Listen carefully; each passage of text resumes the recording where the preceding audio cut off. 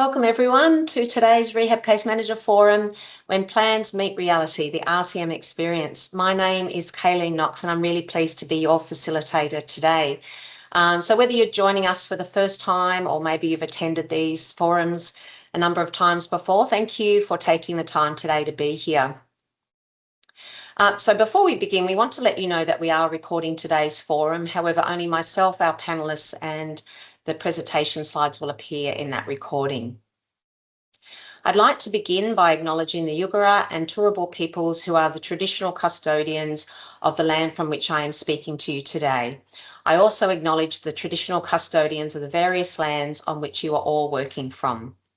I pay my respects to elders past and present and acknowledge the contribution Aboriginal and Torres Strait Islander people have made and continue to make to these regions. And I extend that respect and warmly welcome all other Aboriginal and Torres Strait Islander people who are present. So before we jump into today's session, we'd love to get a sense of who's joining us today. So for the case managers on the line, how long, you'll see a poll pop up. How long have you been a case manager in the ComCare scheme? You're new to the role, 1 to 2 years, 2 to 5 years, or greater than 5 years. Hopefully that poll has popped up there for you. Seeing it? I can't see it on my screen, but I got a thumbs up. Let me just see. I'll open up my chat and see if I can see it there. Yep, I'm getting, let me have a look. Oh, yes. Okay, great. Usually it pops up on my screen, so that confused me, but thank you for the thumbs up. I appreciate it. So what I can see happening there is we've got a lot of experience and some new people as well. At the moment, it's telling in my chat 27% new in the role, but 41% greater than 5 years. So it's always great to see that mix of experience at these forums, whether you're just starting out or you've been doing this for many, many years. I think you'll find something in today's conversation that resonates with your own experience. So you can keep responding to that if you haven't had a chance, while I'll just go through our usual housekeeping matters. First, in particular, please do feel to use the chat throughout today's session. We'd love to hear your thoughts as we go, and we'd also leave time at the end for audience questions. So if something comes to mind during the discussion with our panelists today, pop that in the Q&A. And as always, we ask that everyone keeps your please do keep your comments respectful and constructive, which you usually do, which is fantastic. So everyone can get the most out of today's conversation. Before we start that conversation, I have a few updates from across ComCare. I'd first like to mention the updated ComCare Certificate of Capacity. The revised certificate has a stronger focus on functional capacity, suitable duties and workplace adjustments, helping to support more meaningful conversations between employees, treating practitioners and employers, and ultimately with that better return to work planning. So if you haven't had a chance to have a look at the new certificate, we've shared links there in the chat. Along with information about ComCare's Injury Management Advisory Service, which can support treating practitioners in completing the certificate. Registrations are still open for this year's ComCare National Conference, which will be held in Canberra from the 14th to 16th of September. Full program is now available and it includes more than 50 keynote presentations, panel discussions and workshops. There's some really fantastic speakers this year. You'll see some names there on that slide. Early bird registrations are available until 31 July, so you've still got time to get that discount. So please jump in and register if you're able to go. There's also a 2-for-1 offer for eligible health and safety reps as well. We'd love to see you at the conference. I'd also like to highlight the Before Blue mental health coaching program.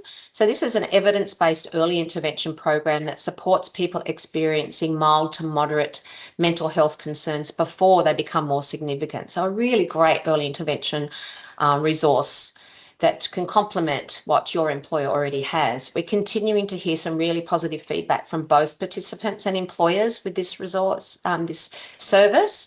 particularly about the role it can play in supporting long-term wellbeing and can support successful return to work where appropriate.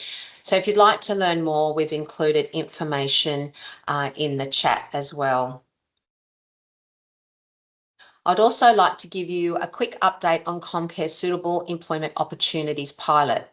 We're pleased to share that now 6 agencies are participating, and we've recently celebrated another important milestone with the commencement of our first placement. So it's exciting that the pilot's moving now from that planning and getting into practice, and placements are starting to become available. And we look forward to sharing what we learn as this progresses, as the pilot progresses. So if you're a Commonwealth agency and you're interested in learning more, we'd be happy to have a conversation with you after today's forum. So just a bit about the guide. A reminder that support continues to be available to help scheme employers implement the guide for arranging rehab assessments and requiring examinations. We have a range of practical resources, and a reminder that includes a Section 36 checklist. So that is a really useful resource that's been developed, and it really can step you through your decision making and your requirements through a rehab assessment or rehab assessment examination. And we have FAQs and other supporting guidance as well. So if you would like some more time, perhaps a workshop or some time with Comcare talking through some of the things that you're finding challenging, or even a particular case, we're very happy to provide that support as needed. So do get in touch with Provider Frameworks and Return to Work team, and we can organise something there for you. Okay, right on time for our introductions. So today is a little bit different from our usual forums. Rather than hearing from a keynote speaker or having a presentation, we're bringing together 3 experienced rehab case managers to share some of the moments that have shaped how they do practice. And as you listen, I'd encourage you to think about your own experiences. And we'll have time for questions towards the end. Before I introduce the panel, though, you've seen a poll pop up there, and it popped up on my screen this time, so that's good. Didn't confuse me. We'd like you to answer whether or not being part of which part of being a case manager you currently find most challenging. I'm just going to have a look. Let me just remove that from my screen so I can have a look at what you're telling us. So far we've got a lot of responses for managing competing stakeholder expectations, knowing when to challenge others, and building trust is there as well, and coordinating everyone involved. You'll see those responses continue to come in there in the chat. And that's interesting to see those results. All of them really are challenges, some standing out more than others. And I think you'll probably find that most of the stories that we hear from our panelists today will touch on pretty much every one of those areas. All right, well, now for some introductions. Our first panelist is Monique Rushton, Assistant Director, Injury Management and Rehabilitation at the Department of Health, Disability and Ageing. With more than 15 years' experience across the Australian Public Service, ACT Government, Comcare and the private sector, Monique has extensive experience in workers' compensation, return to work and psychosocial risk management. She's passionate about translating legislation and policy into practical solutions and supporting both employees and leaders to achieve positive recovery outcomes. Joining Monique is Tesrina Sandhu, an Assistant Director of Health and Rehab at IP Australia.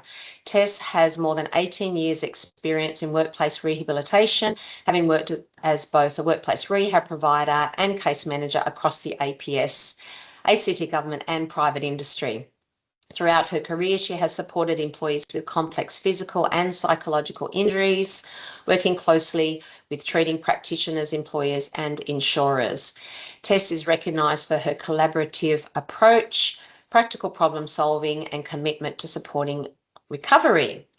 Thank you for all those lovely responses there for our panel. And our third panelist is Nathan Vagnoni, a rehab case manager with Telstra. Nathan supports employees through complex injury management and return to work journeys across a large national workforce. I would imagine a very large national workforce. He brings extensive experience working collaboratively with employees, managers, treating practitioners, and rehab providers, with a particular interest in practical communication and stakeholder engagement. So, wow, what a great panel. Welcome, Monique, Tess, and Nathan. Thank you all for joining us today and for being willing to share your experiences. Happy to be here. Great. Thank you. Lovely.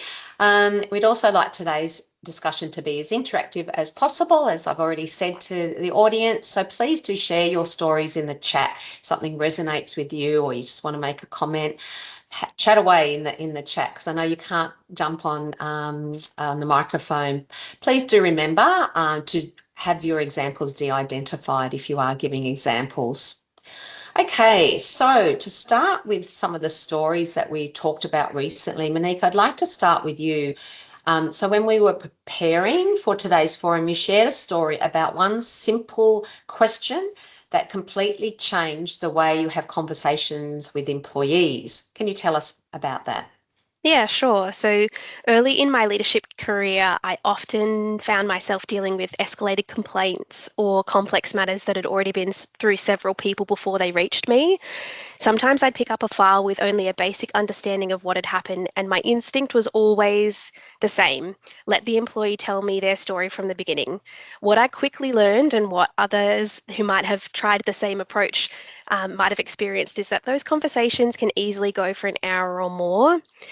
Employees would understandably want to walk me through every frustration they'd experienced, every interaction that hadn't gone well, and every disappointment that they'd had along the way. And I listened because I wanted them to feel heard. The problem was that by the end of the conversation, I often realized that I didn't really understand what they actually wanted from me. They'd had the opportunity to vent, but we hadn't identified what success looked like or what needed to happen next. Those experiences change the way that I approach conversations that are cold calls or escalations. Now, once I've acknowledged their experience and given the employee space to explain what's brought them to me, I ask a simple question, and that question is, how can I help you today? It's such a simple question, but it completely changes the conversation. Instead of spending all of our time focused on what's happened in the past, it helps us to focus on what we can do next. Sometimes they'll just want an explanation, sometimes they'll want a decision reviewed, sometimes they just want clearer communication. But until I ask that question, I can't assume I know that what the outcome is that they're looking for. It's also taught me something important in my role as a leader, which is that I'm not there to solve every historical issue or act as someone's counselor. My role is to listen with empathy, understand what's important to them, and then work towards a practical solution and a practical way forward.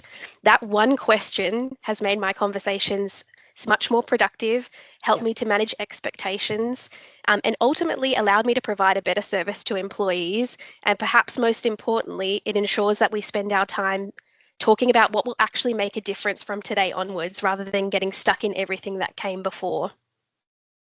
Yeah, and assuming that that they know what your role is, assuming that you know what they need, all sorts of things just by those simple words. I really like that story because it does remind us how easy it is to walk into a conversation like that. You've got it prepared, you know what you're going to say, and you think you already know what someone needs, when in reality the best place to start is actually simply by asking them that question. Yeah, I like that. That's very powerful. And also sometimes, assisting people to move along, that perhaps they're ruminating on some things, as you said, that have happened that are out of your control as well. But having heard, the things that's important, then just being clear on what they need. Yeah, and I think the other thing is keeping in mind that, you never know what experiences someone has had before they pick up the phone to you. So they might have talked to 3 or 4 different people and not really gotten any closer to what they were hoping to achieve in those calls. And it's very easy to sit there and have someone else explain what their interactions have been and let that bias the situation. So this is a great way for me to just kind of almost have a palate cleanser and sit there and go, well, that's all happened and that's okay. And I'm not trying to, discredit any of your feelings or, your experiences, but how is it that I can help you today? Today. Yeah. Love it. Thank you so much. That was a very powerful story. But before we move to our next story, I'd love to hear from our audience again. We do have a few polls during this, but they're fairly quick, and I think they tell us a lot about, and we love your engagement too as the audience. So, have you ever had something that was well intentioned? Sorry, have you ever said something that was well intentioned but didn't land the way you expected? I know how I'll respond to that one. And I think we're all human. So we'd love to, let me just take that off my screen. We'd love to see, let me open the chat, what you think about that one. Yeah.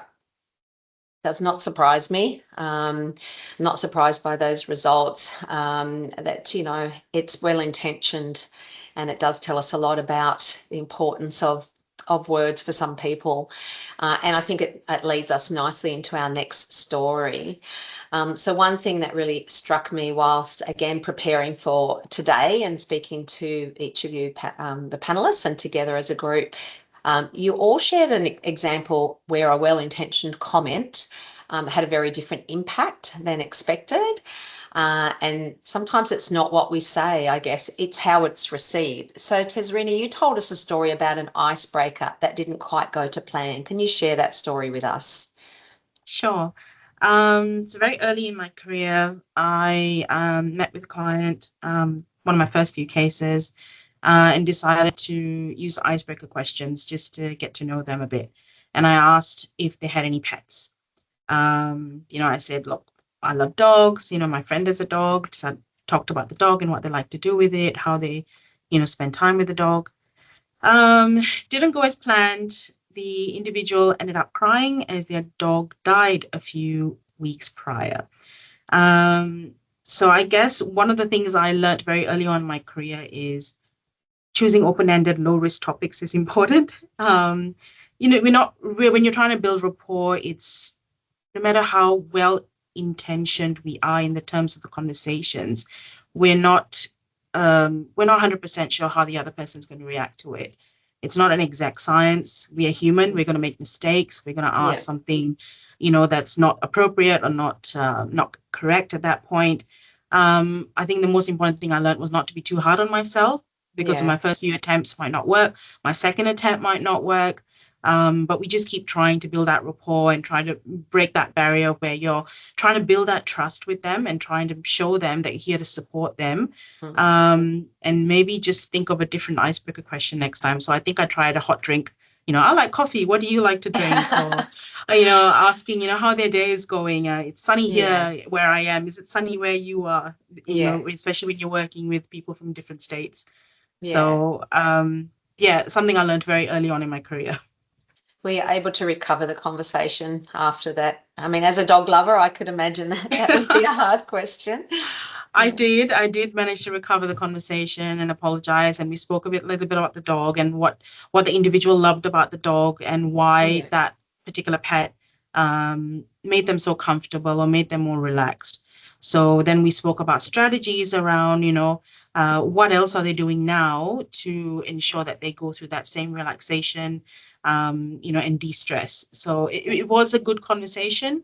It just didn't start off how I expected it to start off. Real learn. But what I do like about that is you did recover it. You probably developed a really good rapport by being so caring about that situation. But yes, maybe don't ask about the dog next time, of course. No. Stay clear of pets. You won't to know. Again, I'm thinking about, spend time thinking about what you're going to say. You're preparing only to discover the employee has been carrying something completely different into that conversation that you hadn't prepared for. So thank you for sharing that with us.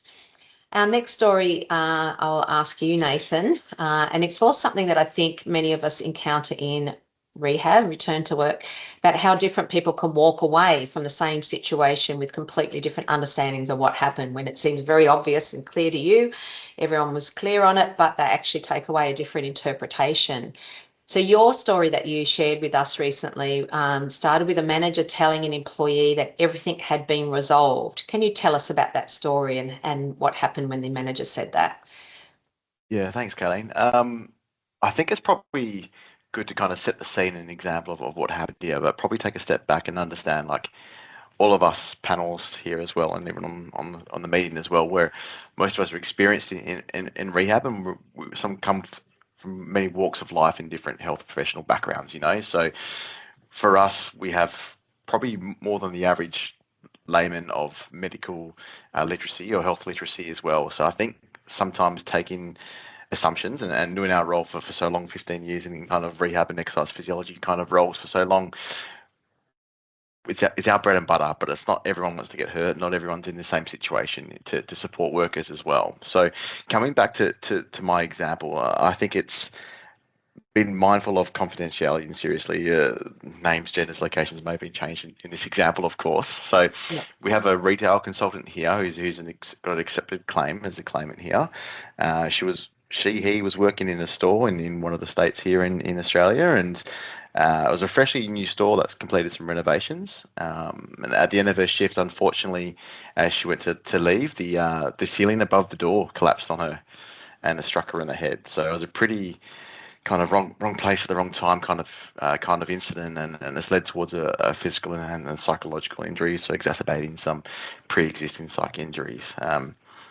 Has been a long journey to get it back, but she's supported great with a great team from rehab and claims and rehab providers and treaters on board. So we all come together and collaborate great and communicate with this individual. Now she moved cities for university studies or other studies as well, and while he was there, they moved retail stores to be closer to there as well.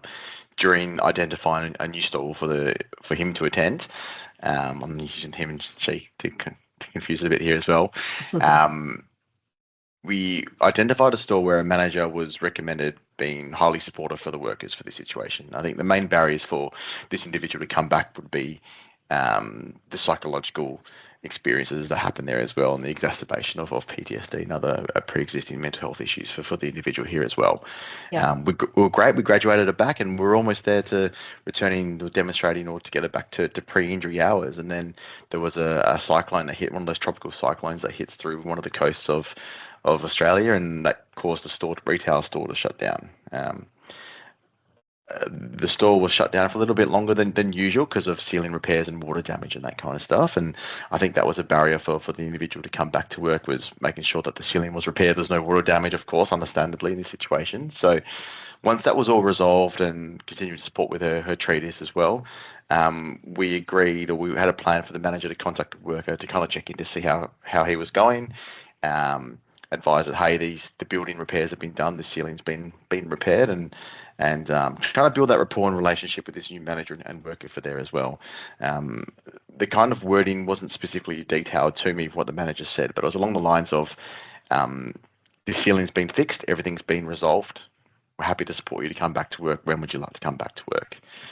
Now, something as supportive as that coming from a manager to try and build a relationship rapport with her comes from well intentions, right? But different people with different walks of life and experiences can perceive it differently. And in this situation, it was the worst outcome, unfortunately. The individual was kind of perceived that as the issues have been resolved, everything's resolved when you're coming back to work. And that wasn't necessarily the intention, but I think that was the way. And unfortunately, to this day, the worker remains off work since about a year now since that incident. So building there, we were getting some good goals with the situation here as well. But it's just a reminder to understand that although people might be handpicked for supportive roles and things can come off in a positive light or well-intentioned or well-mannered light, I think some people can perceive it in different ways. And with our experiences in rehab, having probably gone through a lot of emotional intelligence training and empathetic with people as well, I think it's understanding the situations can help a lot for these and how to convey your messaging and support to each individual. So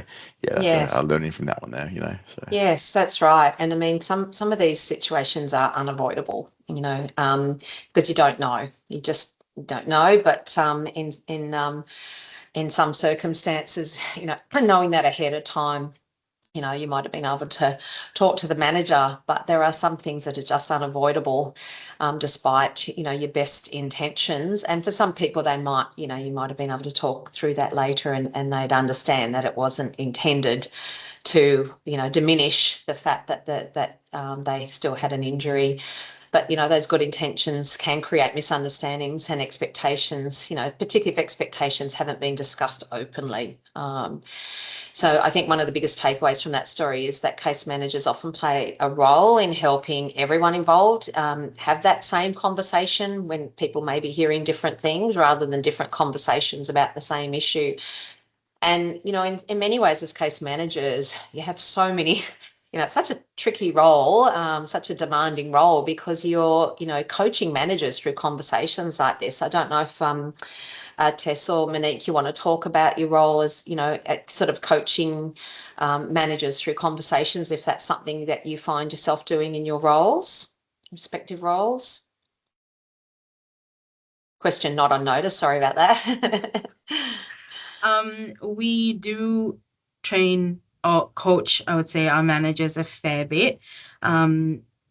We have a huge program here at IP about manager capability and uplift, and really wanting managers to take control and wanting them to be the first face of that support, and wanting, because most people, your employees will go straight to the manager, and they want to be able to have that conversation first off. So we really work with our managers to make sure that they're comfortable to sit down with that employee and have those trust building conversations and build that rapport, and make sure that the discussions are focused around what that employee needs as support and how they can best provide that support. Yes. So we make sure the managers are well aware of all our services and products, and, you know, all the supports and aids that are available to them as managers, but also to the employee, so they can pass on that message. And then there's always the additional, please contact HR or contact the rehab team to support, you know, ongoing discussions. But they are always should be the face front of those conversations. Yeah, absolutely. I agree with that. Hey, I think it's to understand that we're all a team, and we do a similar thing at Telstra as well. We do a special early intervention program where we uplift our managers, like you said there to Serena as well. And I think they're the first point of contact and they're the face as well. But understanding that we are still the experts in the field and it can support everyone. I think it's working as a team together and having that right communication plan is important. Hey, so yeah. Yes, I'm sure if this was a group of managers and supervisors we're talking to today, I'm sure every supervisor has had a time in their career where they've said something that unintentional, and it is very powerful. I do remember once as a case manager, I was in the role of a case manager, and the employee saying to me, "Thank you so much, you know, you've been great, etc., but I need to hear that from my supervisor." I'm like, right, I need to go and talk to that supervisor right now, because I'm doing my job, but they, you know, their supervisor manager already has that relationship with them, and that's what they were saying, that I need to hear that from them because that's important to me. So just thinking communication has been a common thread, unsurprisingly, through all these stories so far. And Monique, one of the stories you shared with us really challenged the way we think about a phrase that most of us use without giving it much thought. And in fact, we've already used it a few times in the forum, but you realised that saying "I'm here to support you" it doesn't always mean the same thing to you as it did to the employee. So can you tell us about that story? Yeah, we talked about this when we were preparing for today's session, about some of the different phrases that you might use that maybe don't land exactly the way that they're intended to land. I found very early on that when I started training rehabilitation case managers, I think it feels quite natural to kind of say, like, this is my name and this is what I do in my role and I'm here to support you. But that actually can complicate things. One, because the employee will usually, like, the employee has their own view of what support actually means to them. And for some employees, that means advocating on their behalf. For some employees, it's that you agree with them that their set of circumstances are not appropriate or have caused their injury. For other people, it's that you're taking on their monkey for them, or just that you are going to be the person to kind of push forward and resolve whatever issue that they have, and they don't have to be involved or empowered or take any steps themselves. the difficulty in using that particular phrase, particularly when you are newer to rehabilitation, is that almost sometimes sets you up to be in a position where you will, at the beginning, disappoint an employee because their understanding of what support means is different to your own. And so my experience has been where I started using that very early on when I jumped the fence into rehab out of the claims space. It wasn't that I had done anything wrong by trying to build that rapport and let them know that I was here to kind of help facilitate their return to work, but using that particular wording meant that usually I had a different understanding of what my role did compared to what an employee thought that my role did. And so then a lot of the times the friction that would come in communication would be an employee saying, well, or I thought you were supposed to do this and you said you're here to support me and that's what I need for support. So I need you to be doing that. And then you'd be constantly having to reset expectations. So what I found is easier is instead of saying I'm here to support you, is just to take a little bit more time to explain what my role is, what I can help with, but also what are the things that sit outside my space. And we talked a little bit before around, wanting managers to be the face of that contact and be there and be able to kind of help guide an employee through that process. So I make a really strong point of making sure that they understand which parts are my role, which are the things that their manager is going to talk through with them, what are things that their doctor will help them with, and make sure that they understand the roles of each stakeholder, but also including themselves because they have their own part to play in their own active recovery, and I want them to be empowered and part of the process. Yeah. So I think it was just a really good reminder when we started talking about things that don't land particularly well, to just be mindful of the way that we say things or the way that we're engaging, and just making sure that if you are using a phrase like I'm here to support you, that you're super clear about what that actually means, so that it's not that you don't ever say I'm here to support you, but that there's a good, you've explained it well enough that the person has the same understanding of what support looks like as what you're prepared to offer in your service offer. Yeah. That's a really good story and a good reminder about, thinking through what interpretations are. It's a great reminder that the most valuable thing we can do is to be clear about our role. In fact, we've got a comment here from Laura who has said, I'm here to see what departmental supports might be available to you, is a good one. And I do like that available to you is a great expression. Like that one. Thanks, Laura. Great. Thank you, Monique, for sharing that. Our next story shifts the focus from employees to another important relationship we have started talking about, and that is the manager or supervisor. So, Tess, you shared a story about a supervisor who had already formed some pretty firm views before the rehab process had really begun. Can you tell us what happened in that circumstance? So a supervisor was pretty skeptical about an employee's reported workplace injury and the psychological impacts that had arisen from the interactions with members of the public, where this individual was working with the public, they were face fronting, that sort of situation. The supervisor questioned whether it was a legitimate claim, as the injury appeared to be exaggerated on their perspective. Not fully understanding the circumstances around it, and felt the employee was being dishonest. Thankfully, the conversation was held with only myself and not in front of the employee, but they wanted to contact me to discuss what my thoughts were on it. I very early on stayed very objective throughout the whole conversation to make sure that the supervisor was aware that I had no I didn't make any decisions on this claim. I wanted to know what the full story was, and the reason why we were in contact was to understand from their perspective what their understanding was of the claim. What were the facts? What was the evidence available, rather than relying on personal views, assumptions, or opinions. The supervisor indicated that they heard rumors from the floor, rumors from other employees that this employee was dodgy. Nothing real, nothing concrete, just rumors. So to gain a better understanding of how I could support the supervisor, I really needed to make them understand that we need to take every individual and their story separately. You need to understand where they're coming from. Every individual experiences things differently. Every individual has different ways of how they are, dealing with exposure to different things. And that was something I needed the supervisor to understand, that just because they didn't understand where that employee was coming from, it doesn't mean that it was incorrect or that it was fraudulent behavior. So I really needed to reinforce the importance of having respectful conversations with that employee, and to make sure that the supervisor was supportive in their discussions with them and going, how can I help you? How can we make sure that the situation doesn't affect you ongoing? It was difficult because the supervisor was very firm and very strong in their belief that they were right. So it took a few conversations to actually get through to that supervisor and explain, look, everyone handles things differently. I think what we need to do is make sure that we understand how we can support this employee and make sure it doesn't happen again for the employee, or how can we mitigate the situation to make sure that there are supports in place for the employee. To have difficult discussions with them, like what happened, how are we going to overcome it, and what can I do to make sure that you feel safe in the workplace.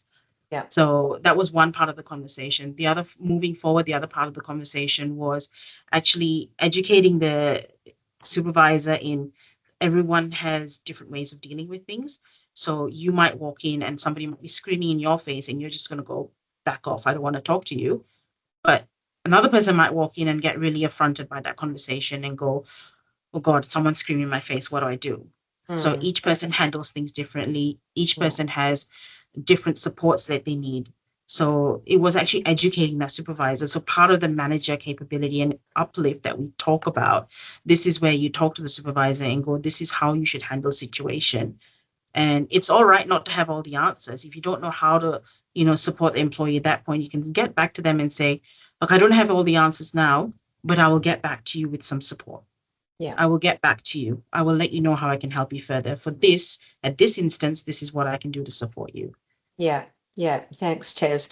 It'd be tempting just to kind of let those things go, but they would not get better. They'll only get worse. No. I have a story that we don't have time for me to share, but where I kind of let something, because it wasn't said in front of the employee, I should have said it when I had the opportunity, because there are some very unhelpful assumptions that people make. We're getting towards Q&A time, but there's one or two other stories I'd like to hear from the panel. Thanks for that, Tez. Monique, your next story is one I think many people in the audience will relate to. Well, I know I do. Most of us go into rehab because we generally want to help people, but sometimes that instinct can lead us to answer too quickly before we've had a chance to gather all the information, dive in and say, yep, I'm here to support you, and go for it. Can you tell us about the experience that changed your thinking on this? Yeah, so Tazrina actually covered a little bit of it before with some great ways to kind of manage the situation. But essentially, when I started in claims management, before I was even on the rehab side of things, I just have always been a very people person, and I always want to help people and kind of help move things forward. And that's a great kind of, solutions focused mindset to have. What that created, though, was a big problem for me, because instead of kind of giving myself the breathing room, particularly early on when I was still learning the ropes and learning, what my department did and how we approach problems, I kind of just said to everyone, yep, I'll look into that, or yep, I can help with that. And I wanted everyone to know that I would do something with it. And while that was true, if you're saying that to like 10 or 15 people a day and you're looking into things, you can't get back to everyone as quickly as you would like. So there was an occasion where I had agreed to do something before I actually had all of the information that I needed, and before I'd spoken to all of the stakeholders that could inform the decision that needed to be made. And so I didn't. I essentially did no due diligence. I was like, yep, no worries. I will tackle that for you. Let me give you a call back in an hour and we'll get it sorted. The problem was that not only did I not have all of the information to be able to make any sort of decision about what next steps would look like, but I also did not have the authority to make the decision that needed to be made. And I hadn't really kind of set any expectations with the employee that there would be another person involved. And so that led to a very tricky conversation with the employee when I had to call back and be like, hey, I know that I said I was going to look into this, and I absolutely will, but here are all of the things that I'm going to have to do to be able to progress it for you. That was really good learning to have very early on in my career, because while a yes can be very helpful in the moment when you're trying to de-escalate a situation where someone is upset, it actually can be worse for you if you can't deliver on the commitment, or you can't do it in the time frame that you've said to the employee you can do it in. Having those situations where I had to then call them back and be like, look, I'm really sorry, but here's what I'm looking at, while they were still appreciative to have someone call and kind of explain what the holdup was, it actually damaged the trust that I had with those employees way more than if I had have just been like, you know what, I need some time. So Tesarina gave some really great examples about some phrasing to use around slowing things down and being like, I'm going to look into that and I'll come back to you when I've got some more information. I have now phrases that I use consistently. So I will be honest with people and say, I don't want to give you the wrong information. Let me look into that. And then I'm going to come back to you and let you know what we can, like what options you've got going forward. Or I will say to someone, yeah, completely understand why you're coming to me with this now, but I need to go and understand the circumstances a little better before I can actually answer that. And now in a leadership role, that's something that I actively encourage all of the rehabilitation case managers in our team to do, because I would much rather have to deal with someone who's grumpy that we're taking a little bit longer because we're making an informed decision than deal with someone who's like, hey, you told me this and that was wrong, and that's actually made this way worse. That's right. I have found time and time again that they will absolutely respect the honesty, but I think we talk a lot about all of the other stakeholders in this process, but you yourself are a stakeholder in this process. And I think sometimes, particularly when you're new, it's okay to build in a bit of breathing room. Like, even if you know the answer, but you know it's going to take a little longer to get all the ducks in a row, I would much rather communicate that to an employee and give yourself the time to be able to do it well, rather than rush something through just to get someone off the phone. Yeah, roads trust, doesn't it? I mean, it not just in rehab, return to work, but anyone in your life, and in a position where they're saying, I'll do this and I'll do this, and if you hear it maybe once, you might forgive them, but if you hear it more than once, after a while, you won't believe it. You won't believe that they're going to do that, and the trust is, right up there in the top few most important things that you need to the empathy and the trust that you need to develop with employees. Some really good words there, Monique. Let me look into it and come back to you. Thanks for that. Nathan, I think what we'll do, rather than your too many cooks in the kitchen example that we talked about, there's some questions coming in, and I might ask you this question. And if we have time, we'll go back to your other story that we were talking about the other day. One question that came in is, how can rehab case managers effectively support someone with psychological injury when the employees are reluctant to engage in their rehab despite duties being available?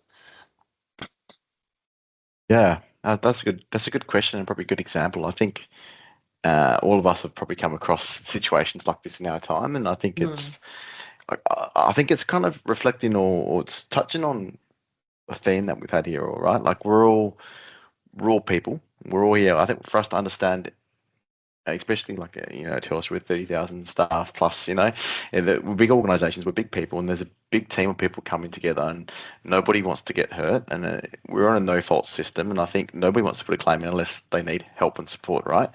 So I think understanding that no matter what someone's intentions are, people can be overwhelmed and stressed. And for us in our role, we know it's our bread and butter. That's what we do day to day. And someone might not have that health literacy or understand this. So I think clearly defining the situation and defining expectations of each individuals and the roles and responsibilities, like my role as a rehab case manager versus a claims consultant versus a treating practitioner or a qualified medical practitioner or a manager to provide duties, and the responsibilities and obligations of the claimant themselves, I think is important as well. We're a whole team together, but we can provide all the tools and resources and find I think someone put in the comments before about what's available for someone if it needs that entitlement or what's going their way there as well. I think it's important to understand these are the tools for you to help you recover and get better to work. So I think clearly defining expectations and obligations to some extent, but kind of getting to the bottom of the individual and what's their needs, what do they need support with, what do they want out of this as well. And I think once we understand and you can build that rapport, the communication and the progress becomes a bit more easy. I think that's a key part of it there as well, right? Yes, yeah. And I know sometimes the treating practitioner, understandably, in some respects is an advocate for that person, but sometimes, influencing the treating practitioner or one of the treatment providers to influence that person, in relation to the duties, if they're suitable, can sometimes have an impact. But noting, of course, that people are complex and psychological injury is complex as well. So it's not always going to be easy. But thank you for that response. Just looking at our other questions here. Thinking maybe, Monique, rehab case managers often work closely with both employees and managers. How do you maintain trust while still remaining impartial? Because you're the part of the employer as well.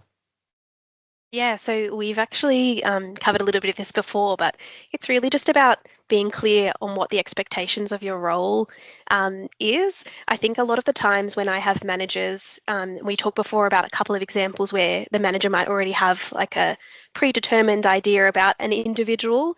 It's just reminding them what their obligations are. Like, you absolutely can have feelings as an individual, but sometimes we have to keep our feelings on the inside and go through the process. So it's not to kind of discredit how they're feeling or what their views are, but I think sometimes when we're talking about return to work and preparing for someone's return to work, when we're looking at behaviours, it's sometimes helpful to just go back to what's a fact, what's an assumption, what's an observation, because if you're making judgments on assumption alone, and you can do that as a case manager as well, like sometimes you might read documents and then you might think it will go a particular way, or that the employee is, doing something they shouldn't be, or a manager is doing something when you're reading statements.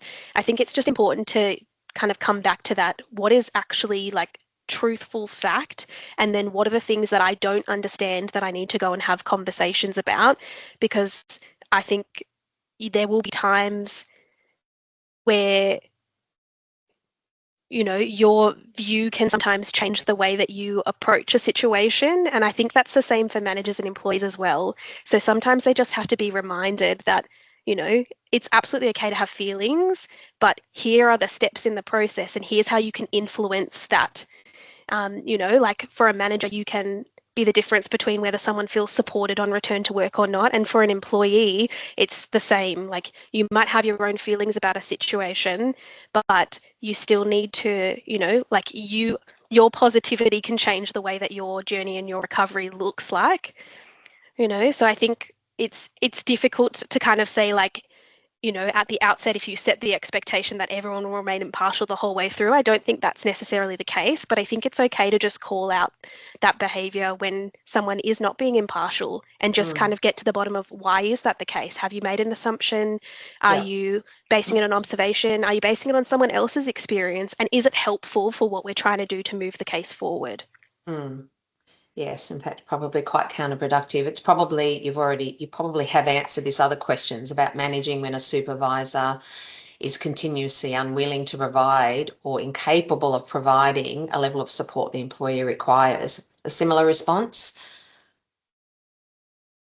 Monique? Yeah, I think that one's a little bit easier, because while we don't like to talk about, while we don't necessarily like to talk about legislation as much, it is much easier to kind of go into that conversation and be like, so here are the obligations. Here's what we're required to do as an employer. Here's how you're going to be involved in that process. And then it's about working through, similar to an employee, right? Like, what are the barriers that are preventing you from feeling like you can support with that? And then we essentially case manage the manager. So you're essentially doing the same thing with lots of different stakeholders. And I think that's partly why we will have seen in the poll some of the responses around, it's difficult to manage competing priorities, because sometimes stakeholders do have different priorities. Yeah. And unpacking the misconceptions, as you say, or previous experience that either an employer or a supervisor has had, which doesn't, you don't have to bring that into every new situation with an employee. It's damaging. It's very, very damaging, and can make the person may go off work or stay off work, and there's the cost imperative. And There's a sometimes lot just more. tough love. Yeah. Sometimes I like to sit in meetings with managers and say, you know what, though? I get 100% how you're feeling, but you are 100% paid the big bucks to have this conversation. And Mm. so we are all going to get in this sand pit together and you are going to share your spades and shovels and we're going to get it sorted. Yeah. Yeah. Like, I think it's okay sometimes to just call out where someone has an unrealistic expectation or an Mm. unrealistic idea of what something needs to look like and just reset Mm. expectations. Yeah. Thanks, Monique. Okay, let me have a look at these questions. There's too many to cover, but they're all really good. Tess, we haven't asked you anything for a little while. If you were mentoring a new rehab case manager in a small agency, where would you suggest they start in building their knowledge and confidence? There's so much. There's a million things they need to do. It's a million things they need to do. But I think both Nathan and Nick have sort of touched on it as well. Is about understanding the organization and helping them build the relationships and establishing confidence in managing their cases as well. But to start with, I would say, like how we do it usually is we have a buddy system for the new case managers. So they're sitting next to a more senior case manager.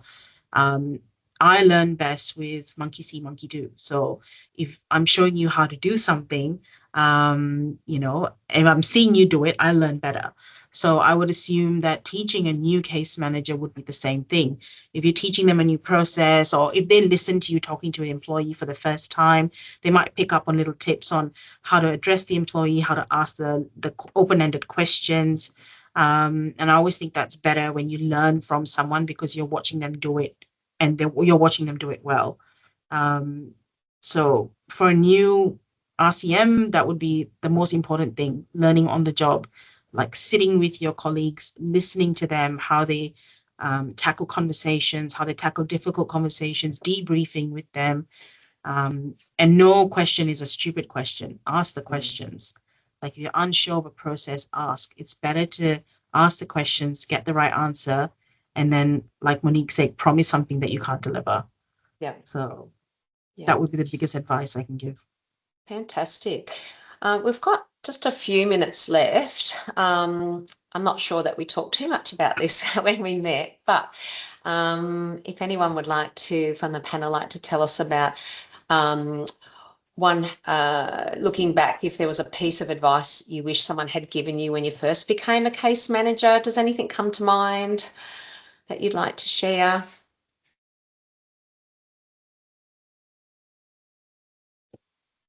I can share something. I think I've said it before, but you don't need to have all the answers. It's okay to say, I don't know. Yep. It's perfectly okay to say, let me look into it. I'll get back to you. Yeah. It's okay to take your time. Like Monique said, it's okay to take your time and get back to that person and give them a holistic answer rather than give them something on the spot because you want to give them an answer. You feel the need to give them an answer. So very early on, I learned, take your time. You don't have to have everything at your fingertips. Yeah. Because most of the time they've already Googled the answer. They're just testing you. Yeah. Yeah. Take your time and get back to them when you have the right answer. Yeah.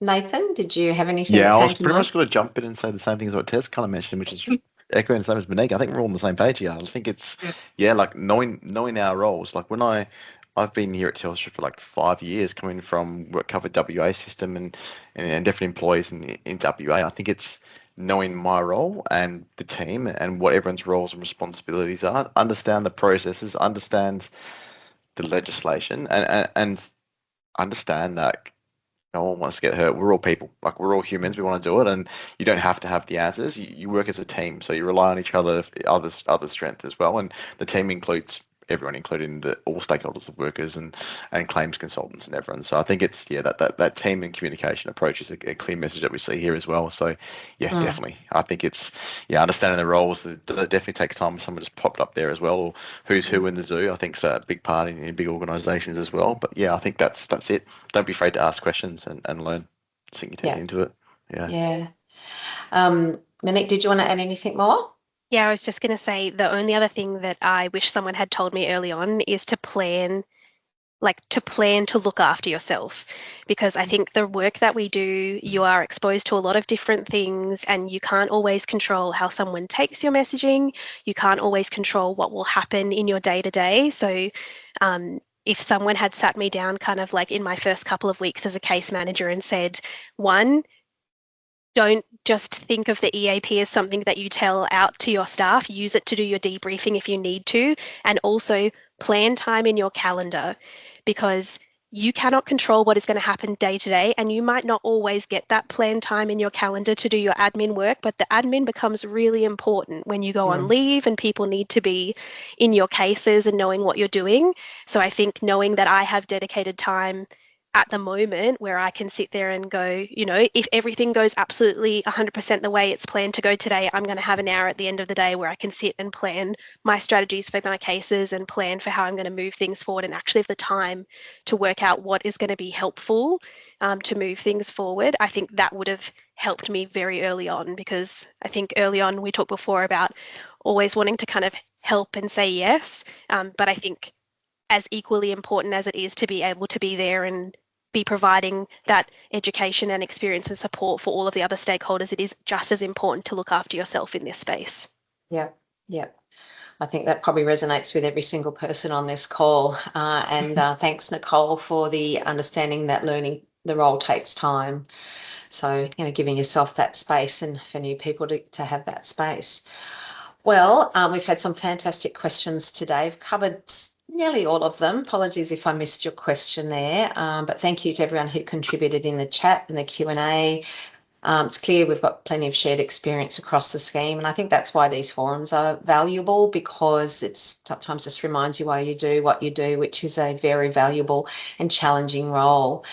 Before I wrap up, I'd like you to join with me to thank Monique, Tezrina and Nathan for being so open in sharing their experiences today. Big virtual clap and thank you. It's not always easy to talk about the moments that don't go to plan in front of other people, you reflect on them, but it's nice to share that you're human and that we don't always get it right, and they're often the experiences that teach us the most. So before we go, I'd really appreciate you completing the short feedback survey that has appeared there on the screen, the QR code. It might even be in the chat, but if not, I can see it there on the screen. It takes about 30 seconds. If you want to write a bit more, it can take up to 2 minutes, but otherwise use these last few minutes, because we really, really appreciate it when you do complete these surveys, because my colleague and I sit down and we look at the information when we're planning our next forum and our next year's forums as well. So it shapes those future forums. I also like to thank all of you today for joining us, contributing your questions, comments, your reflections throughout the session, your willingness to share your experiences and your thoughts. It's what makes this community such a valuable one, because, like I've said, you do a really important role, and it's a very challenging role. And I remember some of you have been doing it for quite some years. You said so in that survey, that little poll. We will be emailing today's resources and recording to everyone who registered once they're available. So please do respond to that. Thank you again for our wonderful panel. You've been terrific for giving up your very busy days to talk to us today. And thank you everyone for joining us. I hope you all have a great afternoon and look forward to seeing you at our next Rehab Case Manager Forum in November. Thank you and goodbye.